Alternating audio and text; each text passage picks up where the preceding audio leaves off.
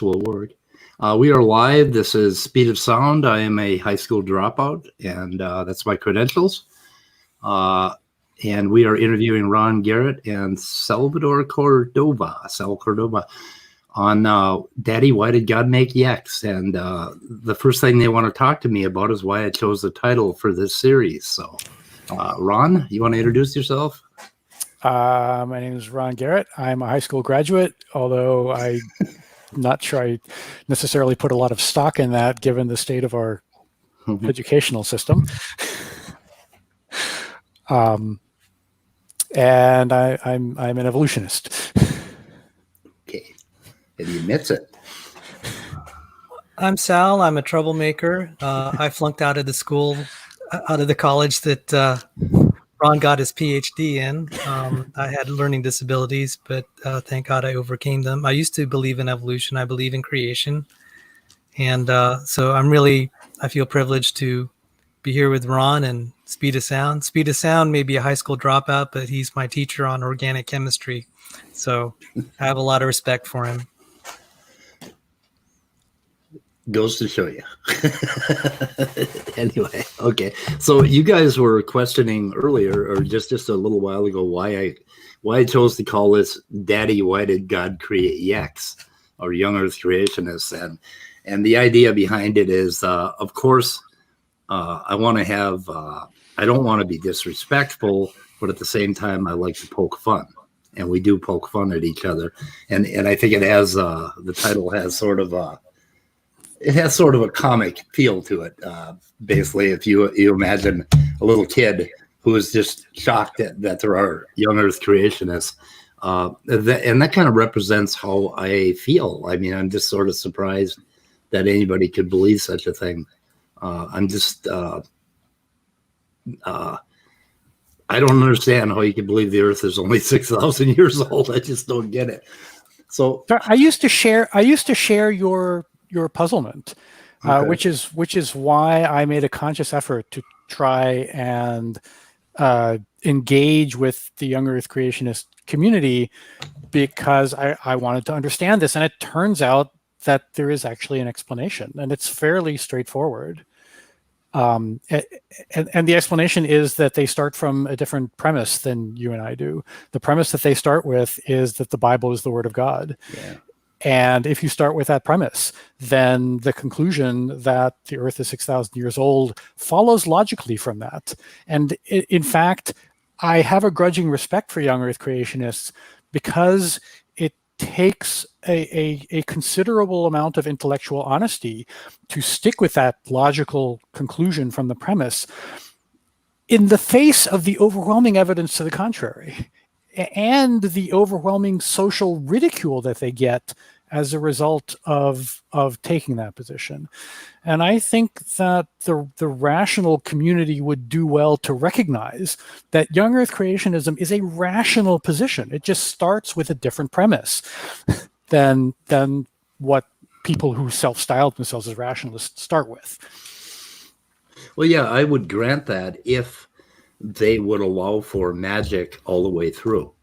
I mean, if you allow for magic all the way up until 2000, well, I guess from creation forward, like during the flood, I mean, if we sprinkle magic on the flood, then yeah, the flood could have happened. So I mean, if you and you guys call them miracles, I'm sorry if I call it magic. I know that offends some of you, but if you just accept that, that there has to be some intelligent doctoring in order to make this whole young Earth thing work, in order to make the rocks lay the way they lay, in order to distort crystals in soft mud, for the formation of gneiss, all of that. I mean, then I would say it was intellectually honest, because I assume strict naturalism, okay, and then I build my philosophy from there. And so I'm doing basically the same thing. I'm not doing anything different, but I stick with strict naturalism all the way through. Whereas I think creationists are trying to say that, okay, there were miracles up until 6,000 years ago, and then all of a sudden it's science. And I don't see how that works. So that's my problem. You want to comment on that, Sal? Sure. And I'm actually looking to find if anyone is watching our. Oh, here it is. Oh, I got my fan club is Emo and Immutable Destiny, and that does it. And I got one other fan. I have a new fan today. His name is Ian Chen, I think. Oh, fabulous. Yeah. I have So three if you fans. saw me looking around, I just wanted to. I'm trying to set up on my other computer so I could see the chat so they can communicate. Well, you can't see it on. I think you can see it on StreamYard if you click on the chat button. Oh, live comments. Oh, thank you. Yeah. So we can. Well, thank you for visiting Emo, and thank you, Immutable Destiny. And Emo wanted in on this, but that's I didn't want to gang up on you, and we're already ganging up on you. Well, thank you. Ron's description is accurate for a large number of young Earth creationists. It doesn't necessarily represent me or some of the others, and so his generalization is, for the most part, accurate. But people have made the comment, I don't represent a lot of the young Earth creationists you'll encounter, and so I don't exactly fit the mold. I don't like to talk about this much, but I saw a vision when I was in church once. Wasn't expecting it when I was about 12 or 13 years old, and I thought I was going to die that night. I was just like, this. I was wide awake, just kind of not doing anything in particular, not trying to entrance myself or, I was just kind of just trying to read the script on the hymnal, just trying to sing out the music. And then I saw this flame of fire coming out of the cross. The first thing I saw was, why did the room just light up, just brilliantly lit up? And then I looked up, and this is the night before my confirmation into the Catholic faith. I saw this flame of fire coming out of the cross of Jesus Christ. And at first I said, who turned on the light? And I just kept on singing the hymn. And then I looked, I said, that's not a fluorescent light. So it's entirely possible. There are conditions where people have had, there's a certain name for a condition where people start to have, they start to see things, and they're perfectly rational, but something in their optical system, it happens to people that are old. But still, on the other hand, it's hard to deny a personal experience. And then we have someone like James Tour, who's a very respected chemist, and he said he had a visitation. He's a Jewish scientist. He had a visitation of Jesus Christ when he became a Christian. And so I meet people like this. The one influential account that I talk about a lot, we have a lot of talk about flat earthism, debates about that, and debates about the moon landing. So that's kind of interesting in and of itself. But the young Earth creationism's on a different plane, because Charles Duke, he landed on the moon. He's the youngest man who walked on the moon. He saw the Earth was round. He came back. He became a Christian. He became a creationist. So this is a different animal than some of the other, kind of denialisms out there. Salvador, can I interject a question here? Yeah. So you had a vision. I don't doubt that you actually had this vision, but why are you confident that this vision came from God and not from some other source? Like, how can you be sure that it wasn't loci fucking with you? Well, actually, I'm glad you asked this, because I'm not sure whether it was of God or not. But you seem to be sure. You're living your life as if you're sure. Yeah. Well, thank you. Just to clarify, it began to indicate to me, again, as far as personal visions and experiences go, that there's a realm outside of the physical. And actually, one reason that I enjoyed engineering and science is that really creeped me out. This was actually kind of scary in the psychic realm. I really don't, that's why I said it's hard for me to talk about it, because I'm more comfortable talking about tangible things. Once we start talking about kind of these spiritual events, I get kind of scared.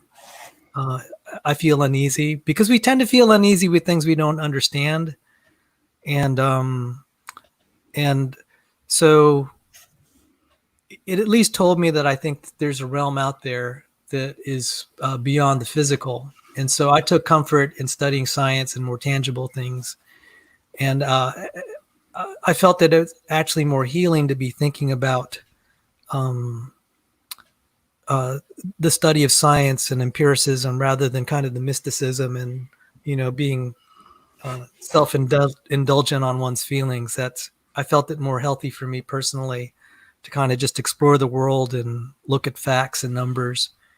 So that's why I said I'm offering it now, because people are genuinely curious. I have had so many of these experiences in my life. Well, for one thing, I grew up in the 60s, and you know what we did in the 60s? We took a hell of a lot of acid and mushrooms. But prior to that, even when I was 15 years old, I did my first LSD trip at 19, because I lived in Minnesota's northern regions. We didn't get acid until 69 up there. But anyway, I had an experience when I was 15 years old that I described as a spiritual experience that changed my life entirely. And it completely moved me. I was an atheist before, I was an atheist during, I was an atheist after. And when you talk about the room lighting up, my world lit up for 3 days. And the experience went out for 3 days, and it had an immense effect on my life and everything about me, but I never attached any dogma or belief to it. And then I had like 2 more spiritual experiences of that nature, and but they were never as powerful and as without drugs as this one was. I had one as a result of an overdose on methamphetamine that lasted for about a week after the drug was out of my system.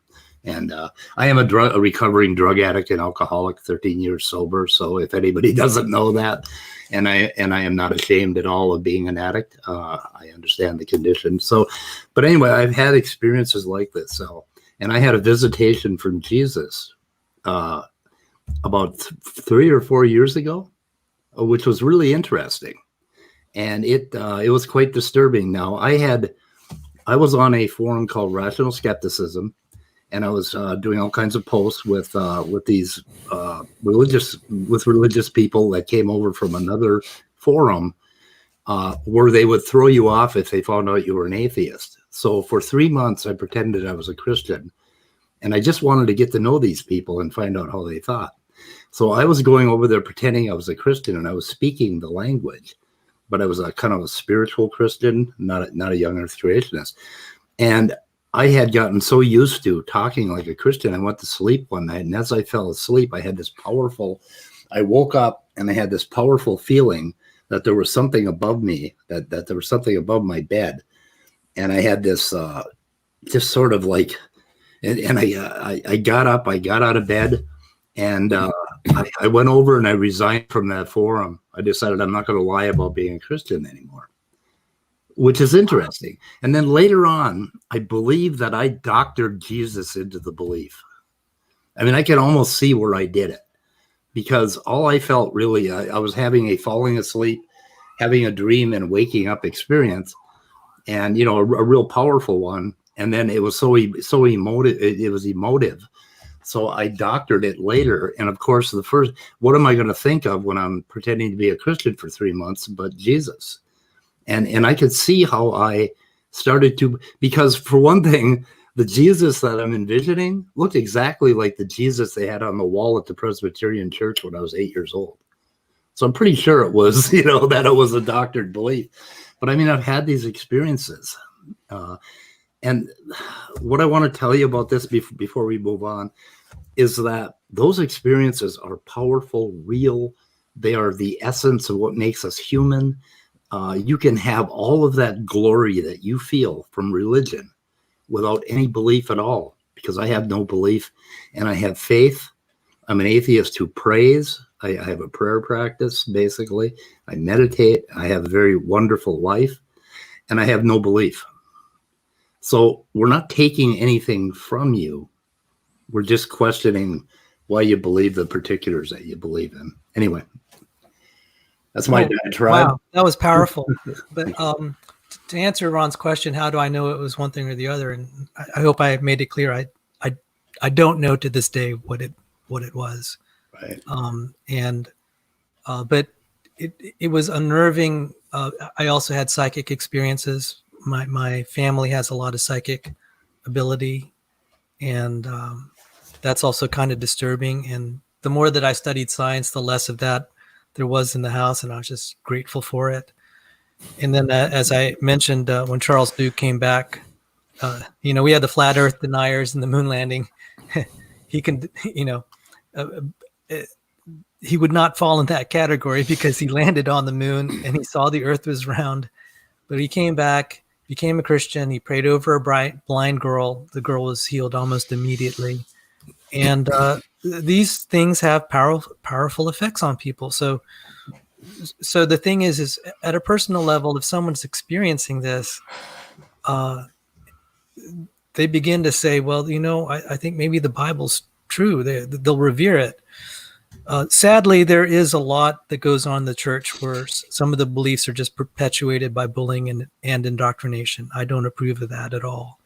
I was subject to a lot of it in the church when I expressed doubts, and that's something that it doesn't surprise me at all that people are leaving a lot of these churches and they're bitter because I've been through it.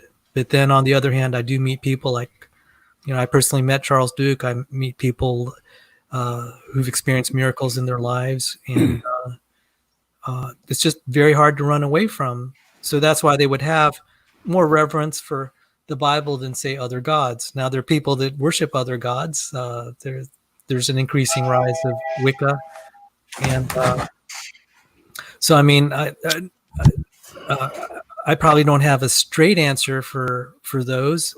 I'm curious. When Ron approached me about my beliefs, I said, well, I wouldn't represent it that I'm 100% convinced of anything. I have a mustard seed of faith, and I move forward. I move forward with what little I know about reality, and that's the most that I think any of us can do. But you choose to act on the hypothesis that your spiritual experiences came from God, and not that they were simply a neurophysiological phenomenon that caused you to perceive things that weren't actually connected to any external reality. Yes. Not necessarily from God, from something that is different than neurophysiological. And again, I think what was shocking about this is I wasn't trying to induce a spiritual experience. Some people just try to pray and think they make up in their mind that they actually heard from God when it was just totally their own imagination. I think that's what was different about, you can imagine things and force yourself to imagine things. I wasn't trying. All I remember was I was just reading through the hymnal and just trying to sing the words. And I got kind of annoyed that this light just turned on. I said, who turned on this light? Why are they doing this? Because the church was lit with candlelight and that was really beautiful. I said, why did someone turn on a fluorescent light? And I just looked like that. And just like, I kept on singing. I said, that's really annoying. And I kept looking. I said, that's not a fluorescent light. See, this is the thing that I find really fascinating about you, and contrasted to every other, not just Young Earth Creations, every other fundamentalist Christian that I've ever met, and even non-fundamentalist Christians, is that it's easy for me to understand why they make this choice that they do, because they get something positive out of it. They get this comfort that they're going to be united with God after death and have eternal life. They get a feeling like they're a member of the club. They get to feel superior to the sinners who have not received the word. There are all kinds of benefits, but you said that you don't get this comfort from it. It actually makes you feel what's the word that you used? Freaked. I think you said freaked out. Freaked out. Yeah. That it seems to make you queasy, and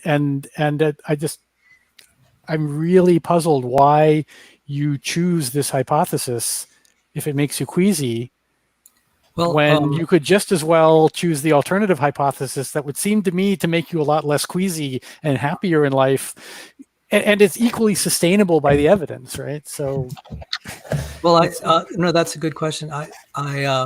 Feel free to treat that as a rhetorical question if you want. Oh, yeah, I just find this really Oh, interesting. I'll treat it as a rhetorical question for now, and it's a good question, and I'm actually flattered that you would say that. There are many times, maybe when I was maybe 20 years ago, as I was excited that, you know, if we could find more evidence for Christianity, but the longer that I've been in this, and the more that I've been persuaded of its truthfulness, the sadder I've been, because there are people that I just absolutely love that weren't Christians, and according to evangelical doctrine, these people are going to be in a nice place on Judgment Day, and that's personally really difficult for me to deal with. I would rather that when someone dies, that's just the end of it, you know, the end of their suffering. This really breaks my heart. That's just Yeah. Thinking of a God that is that cruel is tough.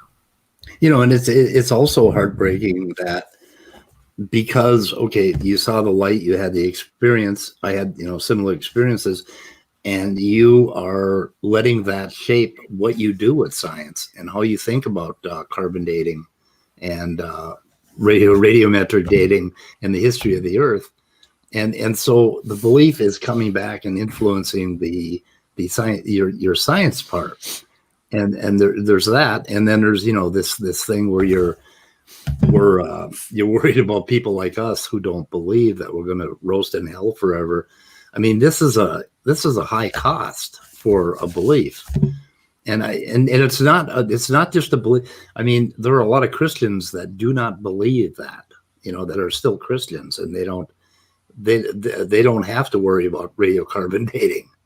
Yeah. So why are you making the choice of you know, this stringent, small, young Earth creationist class? Particularly since you started out as a Catholic, and the Catholics are not young Earth creationists. So yeah, exactly. I accepted evolution, and I actually thought it was a beautiful theory. I mean, the idea of eternal progress, I said, that's evidence of God.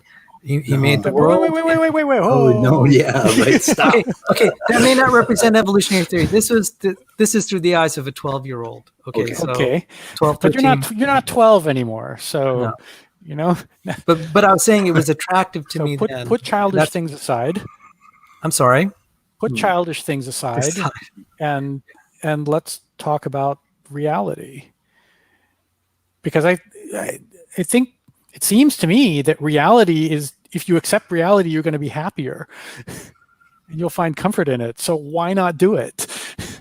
It's beautiful. I appreciate that. Well, let me quote from one of my favorite atheists, Bertrand Russell. That's another guy that I just lament, because I read his works and I love this guy. I've never met him personally. Well, he's dead. He's roasting in hell.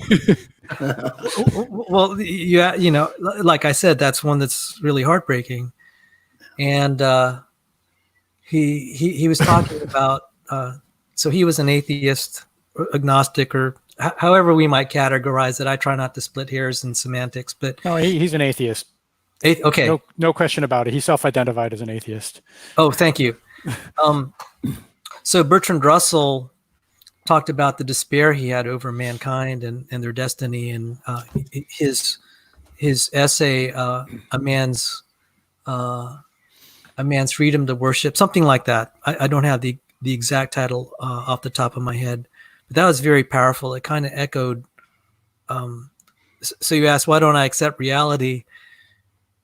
I think even if I became an atheist, I would have Bertrand Russell's outlook on life, that he was despairing over all the suffering around the world. Because I'm a very sensitive person. I turn on the news, I see people hurting. I mean, they're, you know, I have many relatives in the medical profession, and I said I couldn't ever do that. I think I would just be heartbroken over every case that I tried to treat. I'd be thrilled for the people I healed and helped, but I think I would despair too much over the people I couldn't help. Can you imagine Bertrand Russell in hell with his mind, all the philosophy he's doing right now based on his, you know, his condition? I mean, can you imagine all the great stuff he's writing down there? I mean, wow. But so I appreciate your concern for me not being, you know, maybe I have a predisposition for sad things, and maybe that's just partly the way I'm wired. Why do you hate matter so much? I mean, like I see recently I saw these pictures of I don't know if it was like an encampment or something, or some historical picture of the Great Depression, but they had this like people suffering and living in little huts and stuff like that and starving, and the adults looking really morose, and then these little children come dancing through the frame, just playing with each other, playing with a stick, laughing at each other, and I'm like, wow. Life just never gets depressed, really. I mean, how can you when the hole in the donut, dude? You got to look at I mean, why do you hate matter so much? Why do you hate reality so much? Yeah. It's cool. I mean, there's good parts. Well, they're definitely beautiful parts. I unfortunately I don't fly anymore, but when I was up there in the clouds, there was just like nothing more beautiful to me than to fly over. Yeah, that was it hurts now that I'm not up in the air. There are many beautiful things, and one of my favorite places to go was the Air and Space Museum, because that always filled me with hope. The advancement of technology was beautiful. Being a part of the engineering profession and building things, that was always exciting to me. So there are parts of it. I don't hate reality, but specifically to some of your points about the young Earth creationism, I believed in evolution, and then for about 20 to 30 years, I said, well, I believe the first life was a miracle, and I believe the Earth is old, and I believe in the fossil record. So that's 20 to 30 years. And when I nearly left the Christian faith, one reason I nearly left it 20 years ago is I didn't like the way I was being treated at church. It seemed a place that was unwelcome to answering questions. If I raised doubts, I was demonized, and I really resented that, because if I'm in class and I don't understand something and I ask the professor, the questions are welcomed, and I appreciated that. In the church circles I was a part of, you were resented for it. And I said, I've had enough of this. Why can't you even answer basic questions? And then I noticed, I said, well, this whole thing's being perpetuated by tribalism and bullying. I don't appreciate that. And I have friends that are going in the mission field who may be giving up their lives. There are a couple young ladies. One was very famous, was Heather Mercer. She went to Afghanistan to witness to the Muslims, and then the Taliban imprisoned her. Thankfully, she was rescued by the Army Rangers, but she was part of my church, McLean Bible. And wait. Are you saying you became a young Earth creationist because you didn't like the tribalism? No. This is I'm trying to give a background of my journey. Okay. But I didn't like the tribalism.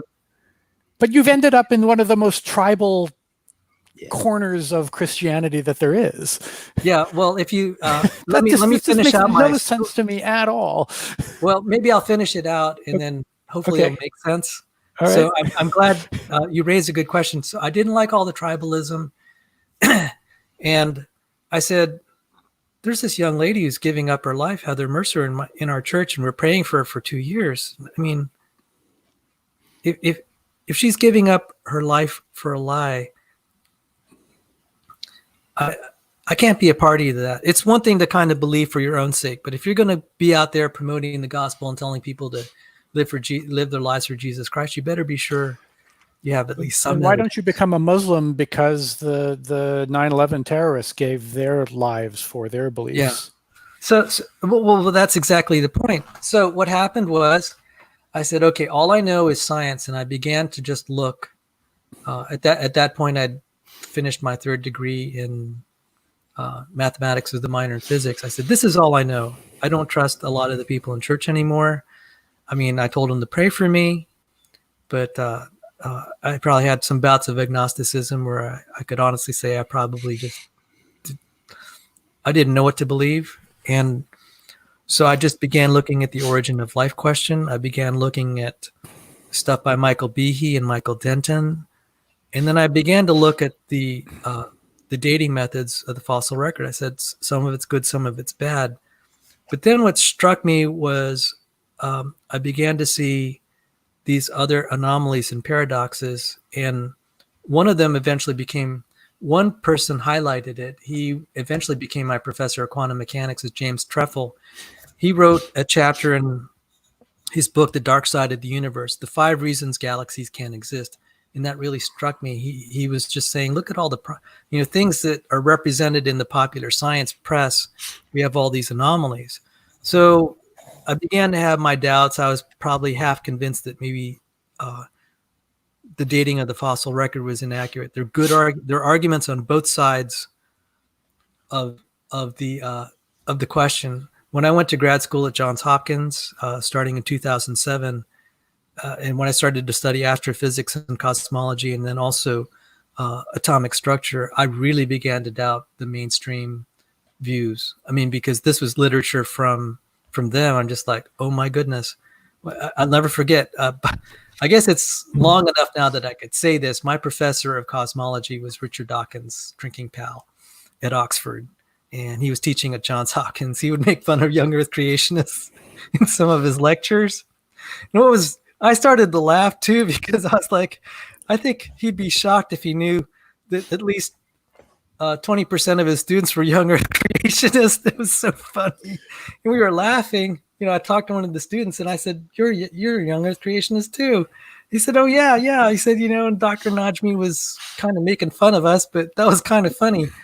But as we were studying all this, I said, it's a level playing field now. And I began to look at alternative. There are problems in cosmology and nucleosynthesis and stuff related to radiometric dating. So all this to say, I said YEC is a mustard seed of faith, but over time I went from being an older Earth creationist to thinking, young Earth creationists looking more promising. And so I'd like to find out a couple of the details of where you've ended up at. Do you believe in the KT boundary? I believe there is a difference in the strata. I'm not that familiar with it. Do you know what the KT boundary is? There was some sort of mass extinction. I forgot what K actually stands for in T. You know it better than I. I don't know what KT stands for either, but the KT boundary is probably the most famous layer in the geologic strata. It's found throughout the Earth, and it is characterized by a very high level of iridium. And that's the way you can identify it. And the mainstream theory is that it was caused by the asteroid impact that caused the dinosaur extinction, but the main piece of evidence for this is that dinosaur fossils are only ever found below the KT boundary and never above. And I'm just wondering whether you believe that is true or not. It stands for Cretaceous Tertiary. Tertiary, right? Cretaceous. Yeah, Tertiary. they use K instead of C. And the other part about it is that there's this iridium isotopes in that boundary. Oh, if I could relate something to radiometric dating. Wait. I want an answer to my question. Do you believe that this is true, or you just never heard of it and it's new to you and you have to go read up on it? No, I dismiss it as the dating sequence. And it was related. This has nothing to do with dating sequence. This is just a very basic physical fact that dinosaur fossils are only ever found below the KT boundary. Yeah. This is something I haven't studied that much, and I'll tell you why. It's because of some of the other things I've done with paleobiochemistry and also radiometric dating. Okay. So I think the things that I've studied take precedence over what I've heard in paleontology. The physics always takes precedence over paleontology. Maybe that's the way I'll frame it, and that's all more. Right. So let me ask you a second of two questions. Do you believe in plate tectonics? Not the mainstream version. So okay. A qualified no. What do you think causes earthquakes? You believe in earthquakes? Yes. Oh, yes. Okay. Yes. So what do you think causes them? What I call the hydroplates. So that's a version of plate tectonics, but it's an alternative mechanism. So there's instability. So when I said a qualified no, that means they're aspects of it that the young Earth creationists love, but they don't agree. They don't embrace the entire theory. So Okay. a qualified no. A qualified no. Thanks. I'm done with my questions. You can continue your story now. Sorry. So my professor of solid-state physics at Johns Hopkins, that's not the one who taught me cosmology, and was Richard Dawkins' drinking pal. Anyway, we had to do term papers, and I said, okay, I'm going to do one on. I was actually very interested. This relates to radiometric dating, but I'm also interested in green energy, and the American Chemical Society was very interested in being able to induce nuclear reactions through chemistry at low temperatures. And they call that cold fusion. That's not exactly the more proper term is low energy nuclear reactions. Now, what this Potato. Huh? Potato. Potato power. No, So, I mean, I was very interested. I said, okay, I'll just approach this from the question of physics. And this is just a very interesting question. Can we change nuclear structure through chemistry and electricity? And my professor, he said this was the best talk, among my peers, he thought my presentation was the best on it. And then I realized, I said, this does relate to some of what the young Earth creationists are saying about nucleosynthesis, changes in radioisotopes. So that's still an open question that I've been looking into. And I said, this is an interesting question on its own, but it's also kind of, as I've been watching, I wanted to go to University of Illinois Urbana-Champaign because they were friendly to the ideas and the experiments that were going on with electrically induced nuclear reactions. And I said, this is opening up a whole new field. It's either new physics or it's a different perspective on the physics we know. And there's an open question as to why we have these phenomenon. But I said, well, one, it'd be really great if we could find alternative energy sources, but then this also solves problems for young Earth creationism. So is that a proof? Like I said, it's more of a mustard seed of faith. And I began to be interested in these questions. But one thing that we just generally see is it's very hard to come up with new ideas and persuade kind of the status quo. And that's just the way science is. It's a little bit more conservative. But I began to be excited. And then just kind of, especially in 2019, when I saw all the stuff in the breakdown in cosmology, it reminded me of my professor, James Trefil, who said, the 5 reasons galaxies can't exist. And his solution was dark matter. And we have all these failures of dark matter experiments. I said, yeah, now we're having a lot of fun. We're talking about variable speed of light theories now, and that's the mainstream. So is that absolute proof? No, but it fueled that mustard seed of faith I had that this is correct. And I said, well, even on its own, these are interesting questions. And so you believe that all of science and physics and geology and biology and everything is on the cusp of a major revolution that's comparable to or even greater than the transition from classical mechanics to relativity and quantum mechanics? I'd say we're on the cusp of a revolution of using even our basic sciences. It's the way we interpret it. I'm not saying we're going to necessarily discover absolutely new physics. I think a lot of it is, and chemistry. That's why I study organic chemistry. That's what it's going to take to a lot do of like the traditional it's like stuff variable speed of light. I'm sorry? To get a variable speed of light, you need fundamentally new physics, because the constancy of the speed of light is one of the bedrock principles of contemporary physics. To get rid of that, you have to reinvent physics from the ground up. I wouldn't say reinvent it. It needs amendment. So I'm not going to say this is a big revolution. That's too much for me to say. I would say that there are probably limited cases where there's evidence of it. And what really began to alert my attention, one of Dr. Sanford's late friends, Ron Hatch, was on the GPS government committee.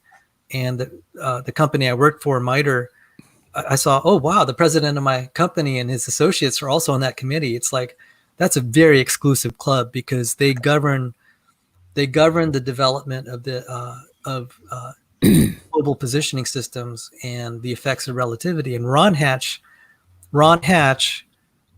does not believe in Einsteinian relativity. He believes in what's called neo-Lorentzian. And it's too bad that, I mean, I'm very saddened by the fact that he passed away, but I said there are people there who are interested in some of these questions from a purely scientific standpoint. They may not necessarily have a yet bent to it. And it's just a matter of finding them. And it's very interesting just meeting some of these dissenters. I actually started trying to do some radio. I had laser interferometry experiments. I tried to rebuild the experiment of Reginald Cahill down in Australia. So I'm sorry to get really technical. You're not talking to your typical YEC today. The ones that you talk to will give you different answers than the one I give. So if you're expecting something different, you can meet lots of them, but I'm kind of... The impression I get from the we call it the Standing for Truth Brain Trust is and from you is that we're making all these new discoveries in the last five years in genetics and biology that are just tipping evolution on its ear. And I read about these discoveries, and like epigenetics is one of the big ones. And I think Dr. Jensen, I hate to call him doctor, Nathaniel Jensen, I'm sorry, says in his book, epigenetics is like a new field. And it's like, I think I was reading about epigenetics like 15 years ago. And it was, I mean, some of this stuff that you're talking about is stuff that we knew or saw coming. Basically all of these interactions of the genome and the chromatin and how chromatin is wound up in the nucleus and all of that. These things were hinted at, 25 years ago. But then we've only had 20 years with the genome. So you can understand that biology is changing. But I don't think anything has set us on our ear. In fact, we're more excited than ever about the discoveries that are being made. Where you see genetic entropy, we see evolution. Here's a data point. I did a debate with John Maddox a couple of days ago, yes. Towards the end of which he threw a gish gallop of biological details at me. And my response to that was, I'm not a biologist. I don't know anything about this. But if you want to send me pointers to, and I said, give me three of your most convincing papers, and I will read them and we'll reconvene and talk about them. I have yet to hear from him. Yeah, you won't. I have, by the way, I have all of John's papers in a zip file, and I will be glad to send them to you. No, I don't want them from you. I want them from him. Oh, right? Okay. Because the point, because I know that these papers are going to be bogus, but right. but it's not so much about the content of the papers. It's about the fact that he publicly agreed to do this, but he's not doing it. Oh, him and Standing for Truth do this all of the time. Oh, I know that. But that to me is you can get down into the weeds of the details until the cows come home, and people will just get lost in them. And this is one of the things that the young Earth creationist movement does, is they try to obfuscate the situation. And the way that you cut through that Gordian knot is you call them out on it and say, show me your best evidence and I will look at it. And when you do that, the result, I've done this experiment, once now. So I have one data point. That one data point is that I have many. That my prediction is so far coming to pass, which is that my prediction was that he would not respond. He would not take me up on this. And so far he hasn't. Yeah, I have many data points. I just emailed Sam Standing for Truth and told him that we're talking about him live. So anyway, well, he likes to stop in. Yeah, I'll say that when I say mustard seed of faith, I'm trying to convey to people. I said, I try to convey to at least the crowd that I talk to. I said, there are good arguments on both sides. I'm not going to be saying that they're great arguments and young Earth creationism is so obvious. I get a lot of flack for saying the model is flawed. But if there are good arguments on the young Earth creationism side, why does the scientific establishment not take them seriously? if they're really good arguments, why aren't they being taken seriously? Genetic entropy on Google Scholar, if you do it in quotes, comes up with 438 returns. And I think half of them are by Tompkins. And any other kind of search, and you'll come up with 300,000 papers. And we're just not seeing a lot of buy-in. No, Ron, classic answer to that is that Ron it's because asked a good question, and I don't have a good answer for why it's not. well, I know what the standard answer is that there's a conspiracy. I will say good is not measured by the quality, by the number of people that accept it. That's not my measure of what I consider good. Good. I didn't say why is it not by being the data. accepted. I asked why is it not being taken seriously. Yeah. It's not that it's not accepted. It's not even being seriously considered. Yeah. I don't have an answer for that. But when I said good arguments on both sides, the standard answer is that it's because there's a conspiracy against young Earth creationism. I wouldn't say there has to be a conspiracy. Ben Stein made a movie about this. Well, I don't have to say that there has to necessarily, conspiracy is where people are actively plotting. Yeah. But there could be. But that's what Ben Stein claims. Ben Stein claims that there is an active, literally a conspiracy. The establishment has gotten together and decided that they are going to destroy the career of anybody who espouses young Earth creationist views. Well, I wouldn't.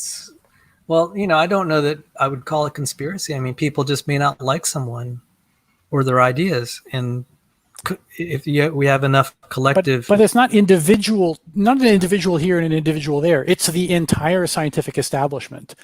I agree. They don't like it, and so I asked the same question. Why aren't you respecting this? And I'll ask them, why do you believe in evolutionary theory and you accept it? And they gave me bad answers. That made me a young Earth creationist.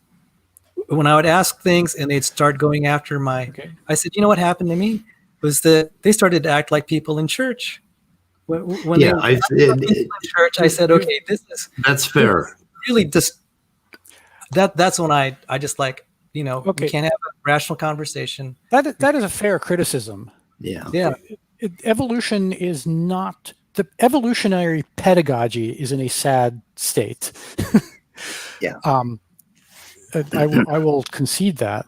Well, that's one of the points that Koonin was making about abiogenesis in logical chance.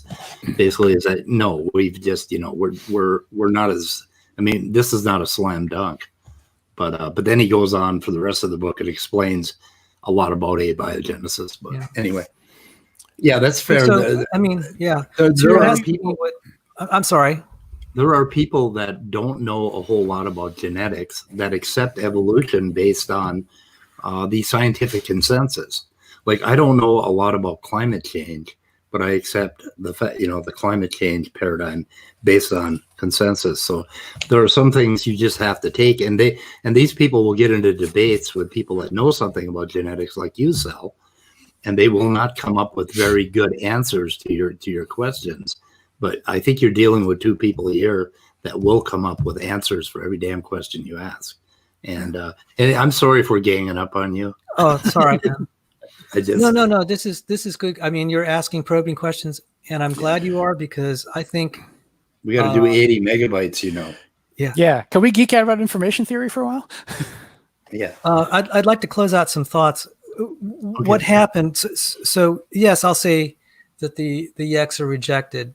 But then I'm just related. I can only speak for myself. I can't talk about why people do things. I can only say that I know that when I'd ask just legitimate questions, just like I did in church, I'd start to get the same nasty treatment. I said, this is not fact-based. Okay. So why don't you start asking us? I'm happy to go, ask us. Yeah. Well, see, I'm learning. Speed of Sound is my tutor on organic chemistry. So I'm bringing myself before him and learning things. So I'm happy to talk about things like that. And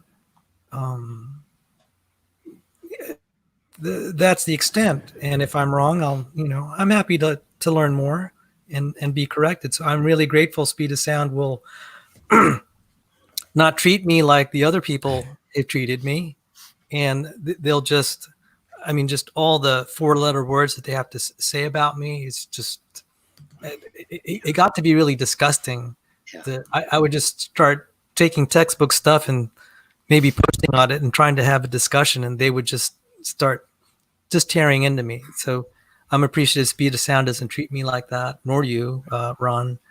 So, and I'm actually happy to try to have discussions. You are a breath of fresh air, Sal. I mean, as far as digging into the topics and willingness to dig into it. So I appreciate it. So I mean, Speed of Sound has inspired me to study more organic, which I've had to postpone for the last 2 weeks because me too. I've been busy on other things. And, I think there's a lot of grand questions about the universe that we can only maybe guess at. And sometimes maybe the only thing accessible to us are little things like experiments that may not answer those questions, but, maybe that's all we can do. And I'm just trying to learn. But I could say, so just in sum, that some of the stuff I learned in school, I began to ask the same questions. It's like, why do so many people accept the Big Bang? And privately, the professors are saying, there are problems with this. I said, yeah. Why is there a cultural imperative to maintain something that you guys are admitting is problematic? And in 2019, we began to see kind of the breakdown. When I started to see more and more stuff about variable speed of light, I said, yeah, there's been a cultural thing that was taboo to say that, but it's becoming more acceptable. So it's not just young Earth creationism. There are all sorts of scientific theories that face a lot of resistance. And one of them was cold fusion, which is related to young Earth creationism. And it was just refreshing that in 2019, Mitsubishi Heavy Industries and Google and a lot of people are now throwing tons of money at this because the experiments have been moving forward. And I said, this is really exciting chemistry, independent of young Earth creationism, even though I think it's favorable to us. I don't know if you guys knew this or not, but scientists are people. They're humans, and they have and they fight with each other, and they infight. Like will be okay. This thing over fitness, like there's 2 warring camps on that. There's warring camps on neutral theory and in evolution. I mean, you're going to find this all over the place. And every time somebody comes up with something new, you're going to have a whole mass of basically the older conservative crowd that is going to push back. Is going to call it woo. And this happens within every field. And y'all shouldn't be too offended by that because that's how it works. You got to prove you exactly. See, that's why I'm reluctant to call it a conspiracy theory. It's just a cultural thing that's just very hard to overturn. And I mentioned Herman Mueller last night. He had to fight a cultural thing because he was saying radiation creates mutations. That's really easy to accept now, but he was obsessed in the 1920s when I'm sorry. He was obsessed with the bomb, and with and so was I, because I was one of those kids that they taught to dive under our desks, during a nuclear hydrogen bomb, right? And we were looking around like that ain't going to help. So I mean, he made a big thing of that, and he had some points. But Mueller has some pretty old work. I know you referred to it in your debate, and I don't think you made a good point with it. So anyway, yeah. And then there were these guys who were saying ulcers are caused by bacteria, and they thought they were cranks. Yeah. And so I wouldn't say that it was. It's just a cultural. It's just cultural barriers you have to accept. I mean, they were just vilified, and then they won the Nobel Prize. So, I have to credit the guy who got it, because he actually experimented on himself and swallowed all this bacteria and created ulcers. And that's how he was persuaded. So he was very committed. So I'm not. I guess that's why I'm reluctant to say this whole thing against YEC is.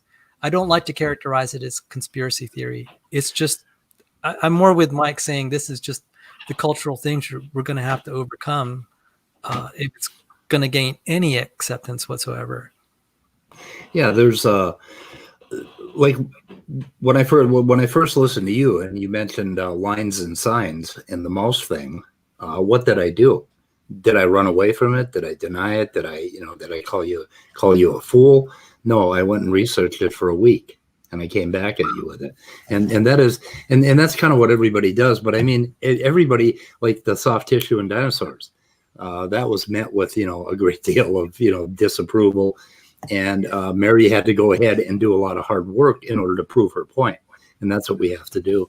And you guys have a lot of work to do. Like, you want to talk about the 80 megabyte thing? Yeah. And I want to say the YEC'S have a lot to work to do. And I want to try to temper their expectations. I say, guys, what you're hearing out of the amusement park creationists, that we have all this data, I'm just like, the YEC model has so many problems. And as a professional in this area, I see them all the time. And I'm just like, it's not as good as you may be hearing for the fundraisers. It's good enough that it'll motivate me personally to do more research, but it's not quite as, I would feel uncomfortable teaching it to the youth and saying, we've definitely proven this. I do not feel comfortable with that. That's why I need a better answer for the KT boundary. That's pretty basic. Yeah, the KT boundary basically has 30 times. Ron, let's not get into the hearing that weeds on that, but I would like to talk about this thing you raised with I think I can't remember his name. The debate you did yesterday. Daniel Stern Cardinal. Daniel, yes, about whether 80 megabytes is enough to specify a human. Yep. You want to recap that argument? Yeah, I said this is more of an intuitive thing.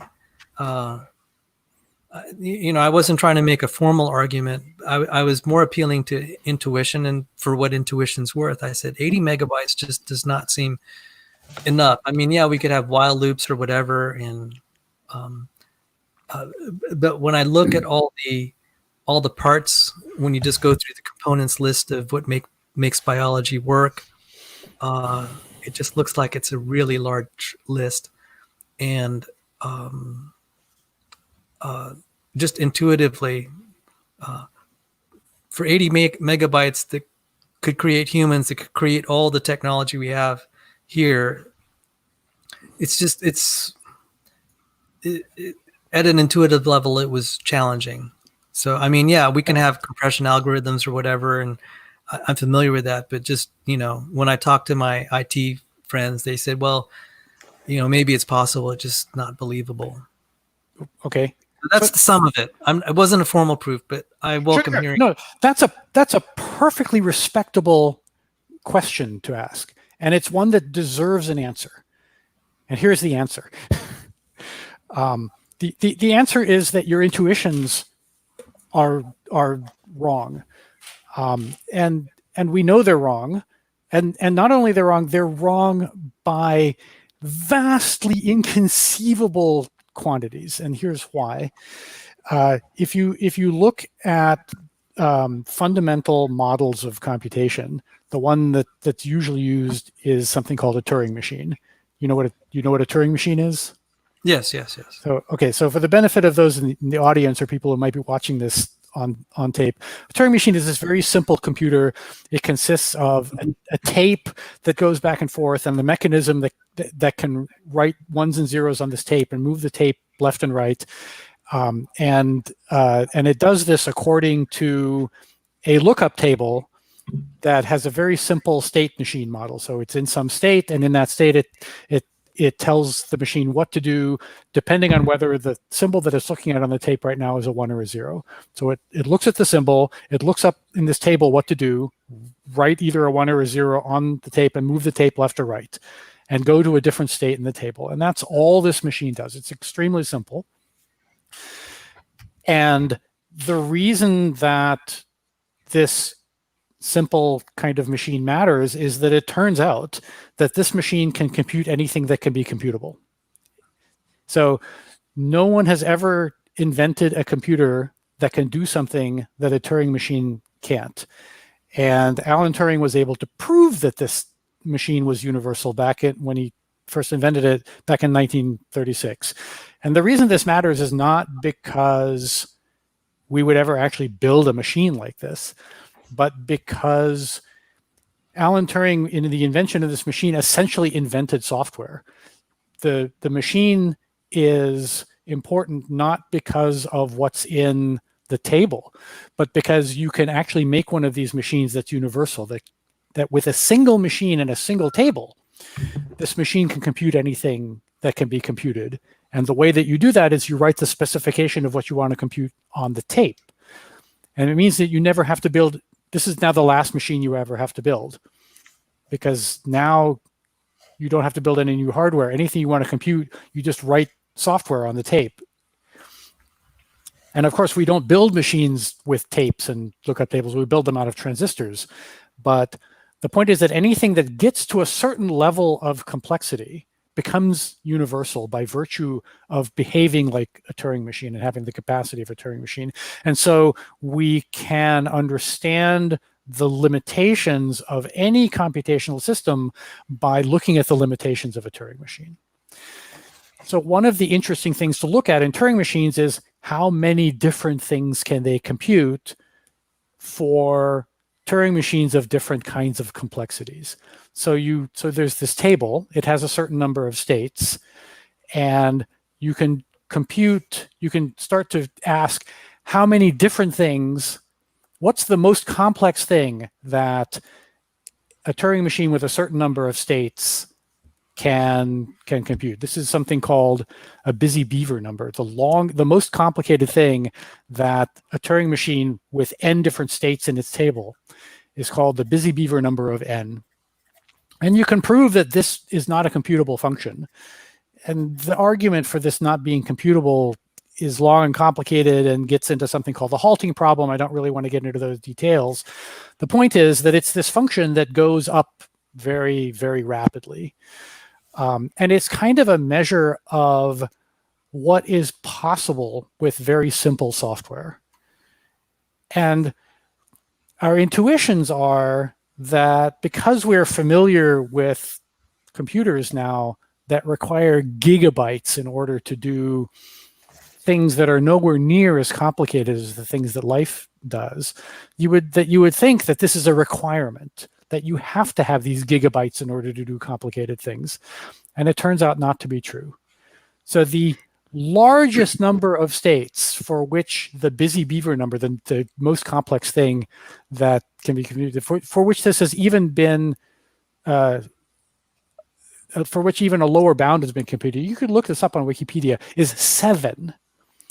The busy beaver number of a machine with 7 states is already so big that you can barely write it down. It's a number with a tower of exponentials after it.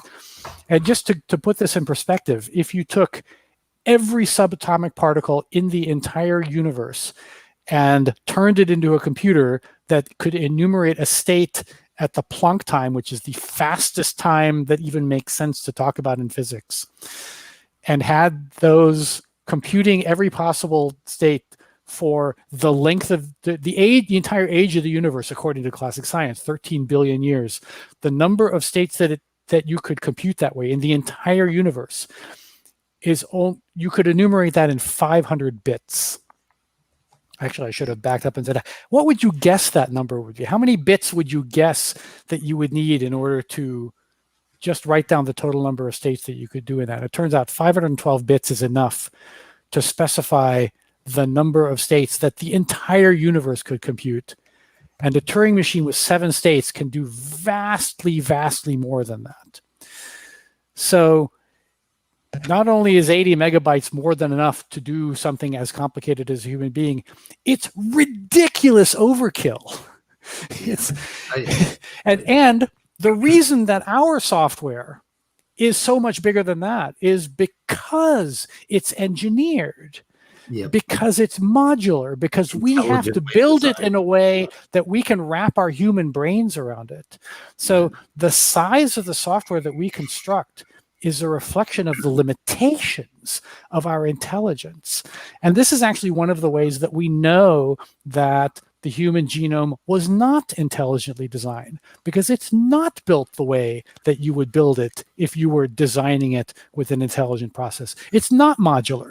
It's a big, horrible mess with Spaghetti a code. bazillion interconnecting parts. Yeah, it's something that It's proof of the spaghetti monster. Yes. The spaghetti monster is God. 'Cause it's Exactly. spaghetti. But no, a historical note, back in the early 80s, like 1981, we had I think we had 64K of RAM or 128K of RAM or something like that, and we had 1 megahertz processors, and we were creating screens, and we would create them so that they would be less than 1/30th of a second. We were creating all this software with these, and then processors, kept multiplying in their power, and we got 4 megabytes, and we got, and we kept getting more and more memory. Every time we got more memory, Microsoft would use it all up with their clunky operating system, so that human beings could have a mouse and graphics, right? And it happened over and over again. And they just kept sucking up more space. And I'm like, when are you going to stop creating foundation classes and let us use the power that you're giving us, right? It was amazing. But on 80 megabytes. Now, if you look at morphogenesis and embryology, you find the very same thing. You find these simple atomic, basically connections and enzymes and protein gradients that create a vastly more complex tissue. You'll have an epithelium, like a layer of cells, and then all of a sudden the top part of it will start getting constricting, and the bottom part will get wider, and it will fold in, and it will create an invagination that becomes your brain. And it's just very few little mechanisms that control this. And these same mechanisms are then used again. These same atoms are used to turn that again into more tissues and different cell types. And then epigenetics and cell differentiation comes in. And if you study morphogenesis, the intuition is that the genome is a blueprint for how to build a human being. Like my finger, I will have like instructions to make the tip and some to make this part and that part. That is not how genes work. That is not how living things work. Living things build like a flower. They slowly bloom out and start using, well, like a fractal. And we've seen what fractals can do. So you have to replace your intuition of a blueprint for an organism with fractal thinking, and with the kind of thinking that Ron just mentioned as far as computation goes. So I have a question regarding that was really excellent, gentlemen. So I have a question for Ron specifically. So you're saying that the very multi-gigabyte software packages are really a reflection of man's lack of ability to program. Pretty much, yeah. Exactly. So then if we're able to compact something as complex as a human being with its brain and immune system and organs into 80 megabytes, that would be a really good programmer to be able to do that. Yes. Well, it depends on how it was done. I mean, because just packing things and making them smaller, that's not hard. So, we have compression algorithms. Well, the reason I say that is that Craig Ventnor tried to synthesize a cell from scratch. At least he advertised it as such. And when we actually looked at what he did, he was copying what was already there. Mm-hmm. So if we assume that only 80 megabytes of the genome is functional, that was some really slick programming, because we cannot equal it with our best engineers and scientists. We cannot build a cell that's going to build a human being. We wouldn't know how to do that from scratch, even the best programmers and software developers. So what do you think it was intelligence? We do not yet know how abiogenesis happened. We do not yet know how the first cell came to be. Yeah. It does not follow. So this is a pattern of argument that's very common in the creationist community. It's the argument from incredulity. The argument goes like, because we cannot imagine how it could have happened without intelligence, it must have required intelligence. But that's a fallacious argument. It just means that we have not yet figured out how natural processes could have given rise to this phenomenon. The jury is still out about whether we will eventually figure it out. My money is on yes, we will. And my money is on it because if you look at the history of scientific progress, science has a really good track record of figuring things out that people thought could not be figured out. But Ron, that was I wanted to say that was an excellent description. I've never heard that. So I hope this is being recorded. You've never heard that? Wow. Okay, that shocks me. Number being recorded. Oh, the Busy Beaver number. Yeah, that's probably a new. All this information theory stuff is fairly recent insertion into the debate by the young Earth creationists, and it's big. This is all an argument for incredulity, and it's because, as far as I can tell, none of them have studied computability theory and information theory. They just, John Sanford is in his book. It's just shocking how profoundly ignorant he is, and how he's willing to put that profound ignorance on public display. As a scholarly work, it would not have passed muster as an undergraduate essay, that book. The other thing, we go back, read the basic Wikipedia articles about information theory if you're going to talk about information. I think that evaluation is too harsh. That is harsh. There are a lot of creationists with computer backgrounds, like even more computer background than myself, and also math and information theory. Like who? The value of the book was not that the focus of the book was not it being an essay on information theory. It was on the deterioration of the genome, which a lot of geneticists recognize. So, I told John, I said, let me rewrite some of the stuff you've written on information theory. We can fix this, but he makes specific claims. I read his book more charitably than you, and he makes specific claims about information. So, for example, he says very specifically, there is no way that evolution can create information. Yeah. And that's just patently false. And it's plainly false. And the explanation for why it's false is like 2 minutes long. And anybody who knows what information is can see this, that it's just absurd. No, well, I appreciate that you're passionately saying that. And he doesn't cite. I thought. Go on, Ron. I'm spacing on the guy's name. The guy who invented it, Shannon. He doesn't cite Claude Shannon. He doesn't. And so it's fair to conclude that he was unaware that there is this thing called information theory that provides the answer to this puzzle that he raises. Well, I read his book more charitably than you, and I'm not trying to say that we can't hold scholars to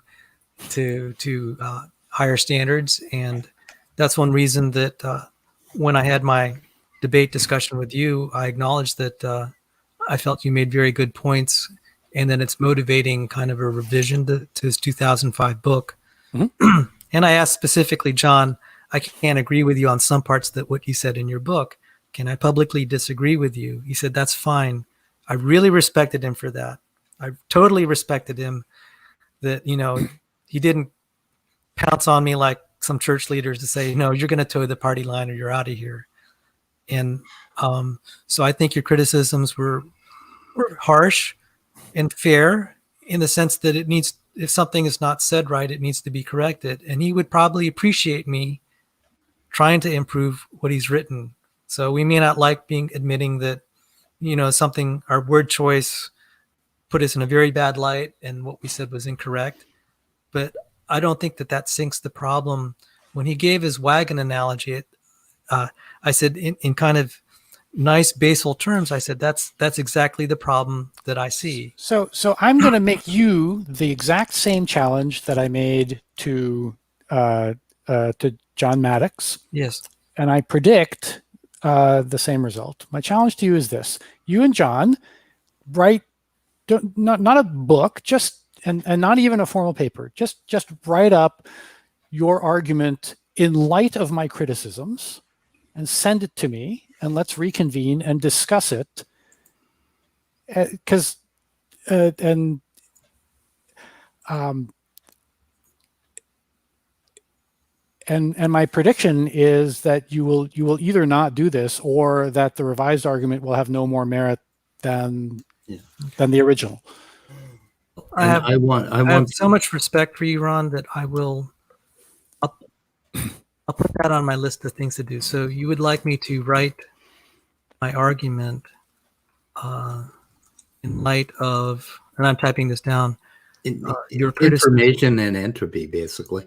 And I would add from embryology and morphogenesis the same criticism that it seems that a lot of young Earth creationists have never looked into how, and like Standing for Truth, my favorite buddy, will always say, we don't know anything about embryology. Well, we've studied and known a lot about embryology since 1910.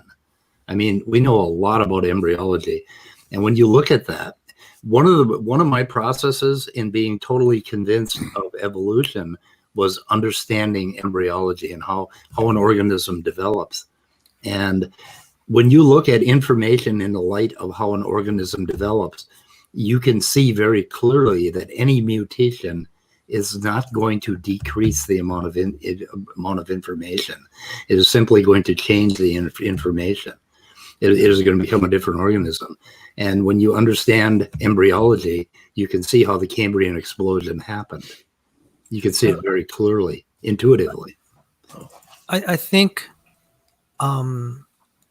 it's fair to say that I can write my argument. I think the prediction that Ron might not be convinced is probably, there's probably a high probability of that, but it's still. But that was not my prediction. I know, I mean, it's very likely I won't be convinced, but in between not being convinced and maintaining my belief that the argument has no merit whatsoever, there is a broad range of possibilities. Sure. And my prediction is that the result will be much closer to the second possibility than the the first. And I'll tell you why I believe this. Okay. Because I understand the intuition behind the argument, and I understand why the intuition is appealing. But I also understand information theory, and I know why the intuition is wrong. And so I believe, my prediction is that if you really make a good faith effort to codify your argument in light of what is known about information theory, that you will, one of two things will happen. You'll either come to the same realization that I have, which is that the argument is in fact wrong, or you'll discover something about this that I don't know. Yes.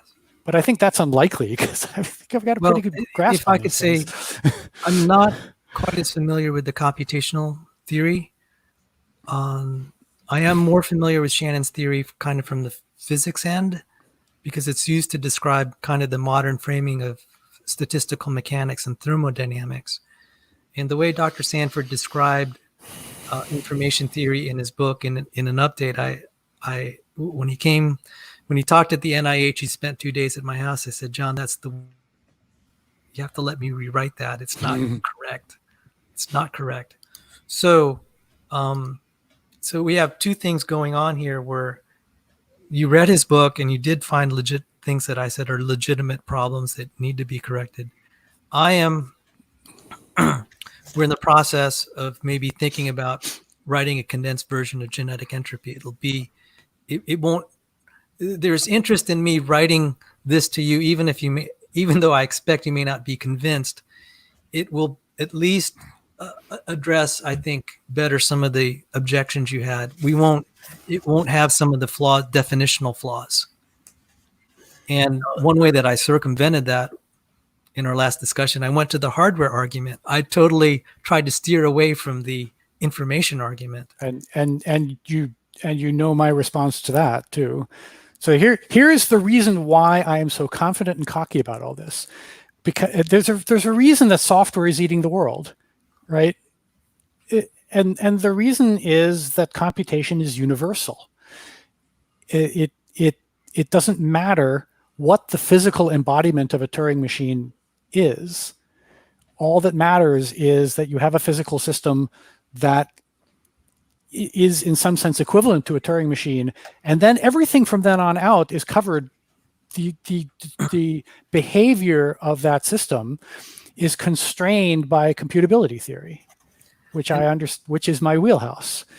And you started with the premise that you have to have the physical system, and that's hardware. Yes. And so I came after. So you have to at least credit me that I came after you. I came after no. A more basal premise. It's a reasonable way to try to attack the problem, but it's naive. And the reason it's naive is because there are only two possibilities. One is that the world behaves according to laws of physics that can be characterized mathematically, in which case the world is a computer. Because computation is universal, because anything that you can describe mathematically can be computed by a Turing machine. The other possibility is that there's some physical phenomenon that cannot be characterized mathematically, which is possible, but it's hard to imagine how you would demonstrate that. Well, and I hope this is being recorded, right? This is going to be I want to. There were so many good discussions here. Going back to your earlier point when you asked, when you almost, I know where you were going when you asked, it would take a really, really good programmer to fit it into 80 megabytes, right? So, I mean, this is the constant thing. We look at something, we're walking on the beach and we see a watch and we ask, how could the watch have gotten there? Well, so a man must have made it. And we know that because we know that men make watches. We know watchmakers. And we understand watchmaking. So we say an intelligence made that, okay? So this point that an intelligence can make things, you extend and you want to say that, okay, we are human beings and we make things, but we are flawed and we are finite, we're limited. We can't even make a cell, for God's sake, you know? We're kind of useless. And then you want to say there is this super being, which you already accept in your premise, basically. The super being that is so much better at programming that he had to program life, and that's how it happened. So, I mean, if you don't see evidence of intelligence creating life, why do you believe intelligence created life? Can you restate the last sentence? Okay, we see no evidence. But he does see evidence. Evidence of intelligence creating Okay, so life? I'm going to defend. I'm going to put on my creationist channeling ahead. Oh my God! Because when you look at it naively, it really does look like it was designed. It's got all these complicated pieces that fit together in these incredibly intricate ways, and it's really hard to see at first blush how that could have come about by natural processes. That's the reason. It's a really hard problem. It's the reason Charles Darwin is famous for having solved that problem. It's not immediately obvious how this could possibly have happened. Way to me. But that's because you understand it, right? You have to put yourself in the mindset of somebody who doesn't already understand all these intricate details. But I see an oak tree, and I look at it, and the leaves are all over the damn place. It doesn't look designed to me. It doesn't look like anything anybody created or made. And, you know, I don't see any evidence for intelligence being able to do these miraculous things like a cell. I see evidence for a cell creating itself, and I see evidence for the physical universe creating intelligence. Once the process is underway, you see the evidence. But how did the process get started? How did it get started? Yeah. You mean the process of life? Yeah. Well, that I can imagine many ways that it could have gotten started. You can imagine them, but on what basis do you say that one is more likely than another? You can't. I got a feeling that okay, when abiogenesis proceeds, we are going to come up with 1,000 ways that it could have happened. We're never going to know which way it happened. In fact, I have a book by, I forget who the guy is. He's pretty famous, and he has a proof for why we will never know how life happened. Okay, but so far we have 0 ways. Well, we did a search by year. I think there's like 30,000 papers on, is it 3,000 or 30,000 papers a year coming out on abio, basically. Well, sure, but people are working on this. There, you know, if you can count the number of papers people are writing on young Earth creationism. That doesn't mean anything. There aren't as many.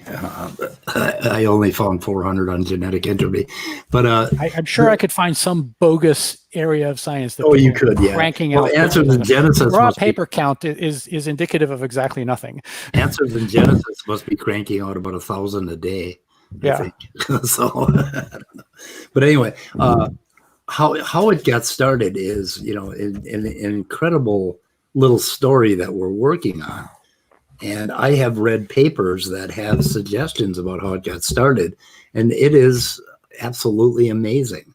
But I guess you've got to look into the problem with young Earth creationists that I see as a philosophy is that it prevents you from looking before. I mean, it prevents you from looking into how it could have happened because you already believe that it was done intelligently or by this super intelligence, right? So that puts a full stop. And I heard you guys on SFT's channel talk about, not you, Sal, I don't think, but they were talking about how many trillions of dollars are being spent on evolution and studying abiogenesis and all of this. The reason they're studying abiogenesis is because they want to know about how proteins fold, because the pharmaceutical industry right now needs that. That's why millions and billions of dollars are being spent. But I mean, you're putting a full stop when you say it was created by intelligence. You're not going to look any further. And I don't think you look to the paper. Like when I started studying embryology, I started studying embryology because I couldn't believe that a zygote could create me. And I wanted to find out how it happened. Okay. Do you have that same incentive to find out how abiogenesis occurred, Sal? I have a lot of incentive to see why it wouldn't occur naturally. Yes, I know, and that's a problem. And I'm telling you that is a problem. And that's why I'm studying organic chemistry under you. By the way, Speed, just so you know, I'm going to have to go pretty soon, so we should start wrapping Ron, up. it was a delight. Yeah, I wanted to say, did you get roasted, Sal? I'm sorry. Do you feel roasted? No. I do want you. I'll tell you something. I'm not like debate opponents where, we have to be confident and just try to show off and say we won the debate. Good. I'm happy to say I'm wrong, and I'm happy to listen. It's more important that I learn, because some of these shows are really just for entertainment. It's here one day, gone the other. None of the opposing parties learn anything. It doesn't do them any good unless they're trying to get popularity points. That's not a little better. That's not the way I'm wired. Mm-hmm. I mean, I feel this is valuable for me to study under your tutelage. Yeah, I know what it's like to feel wrong. I was wrong once. Only once? Once. Wow. I have That's a pretty good track record. I've been wrong more times than I can count. Oh, God. If you've worked in the software industry, I mean, there are some disasters that I created that I will never get over. I mean, I'm not here to fight, or try to. I mean, when I say, am I here to defend my position? I'm here to just explain why I believe something. That's about it. Yeah, I was thinking earlier today, and it's like my job should be disproving evolution, falsifying it, right? Trying to find a way to make it false. And your job should be the opposite, right? Falsifying creationism. I mean, if we're truly honest and we truly believe we're doing science, shouldn't we be taking the opposite positions? And the way that I can't. That'd be hard for me to do, but the second best thing is just to interact with people that are very more knowledgeable than me. That's about, and that's what I did when I, most of my professors did not accept creation. I said, that's about the best that I could do, and then engage people. The only time it got to be a very unpleasant experience is when they would just start attacking me personally as a human being. Yeah. And I got a lot of that. And just like, all the name calling was just really, it was really distasteful. It seemed that I couldn't study enough. They questioned my intelligence, and they said I don't understand science. And I said, this is that was very distasteful. You guys don't treat me like that. you come with very good arguments. So if you roast me, that's actually good. If you come at me with reason and evidence and experiment, that's fine. That's legitimate. And you've done And that. I say the same thing to the creationist. I would love to be proven. I would love for you to prove me wrong, because that's how progress is made. Yeah. But I'm quite confident that I'm not wrong about this. Now, I will have to say this. I am kind of physically worn out because I'm taking care of mom, and just the coronavirus is kind of making things complicated. So I'm starting to develop bags under my eyes. It's making me crazy. I'm very impressed at how many of these things that you do. You seem to be everywhere, Sal. Yeah. Well, I have to say, this is the happiest thing. My mother here, she was in hospice care. There Hi, she Mom. is. Yeah, she's asleep. She was in hospice care 2 years ago, and they sent her home to die. She's still with me, so I just cherish the extra 2 years that God's given me. She started when I told her that I got 2,600 views on my YouTube debate. She started to cry because she'd seen me try to get a crowd at a big church, and only 4 people would show up. So that really meant a lot to her yesterday. So part of the reason I had that debate yesterday was because people watched my interaction with Ron a couple weeks ago. Professor Cardinal, I think I made a good impression on him that, hey, he can talk to me. I'm not going to get in his face and try to demean him. And we were able to have a debate yesterday. So, well, I think one thing all three of us can agree on is that disagreeing amicably appears to be a lost art, and it ought to be revived, and that we should work together towards that goal at least. Right. yes. And looking at everything. Like my day consists of sitting down and studying for about 2 or 3 hours. Then I get up and I watch Standing for Truth channel and check out what he's doing.